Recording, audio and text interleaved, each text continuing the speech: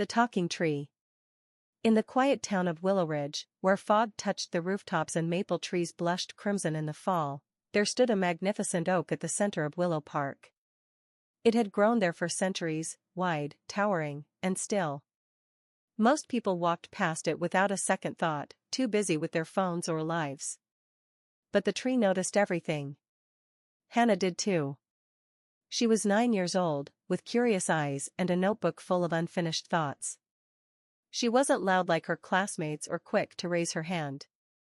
But every day after school, she rode her bike, paint chipped, bell slightly bent, through the neighborhood until she reached that tree. She would sit at its base, lean back against the knotted trunk, and listen. At first, all she heard were birds and breeze. But slowly, something deeper unfolded.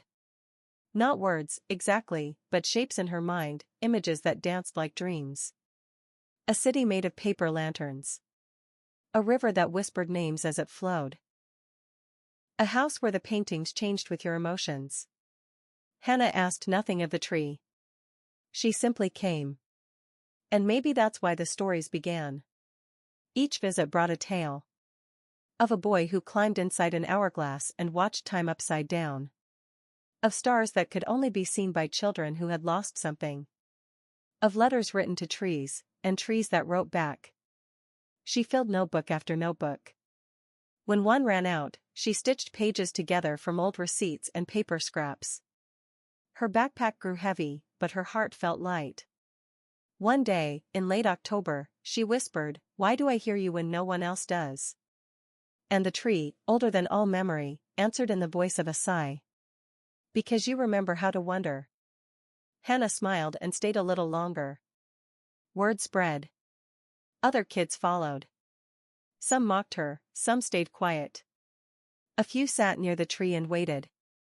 Some left disappointed. Some returned the next day. One girl painted what she saw. A boy wrote music to the tree's rhythm. Another brought her grandmother's old typewriter and tapped out dreams with her eyes closed. The tree didn't belong to Hannah. But it had chosen her, and through her, it chose others. Years passed. The town changed. New stores, new faces. The old swing set was replaced, the bike trail widened. The tree stood still. Hannah grew up. She studied storytelling, then journalism, then literature. But she never forgot the tree. One snowy morning, years later, she returned, now taller, wiser, quieter. At her side was a little boy, no older than she had been back then. He held a green notebook with blank pages and wide eyes full of questions. They sat beneath the branches.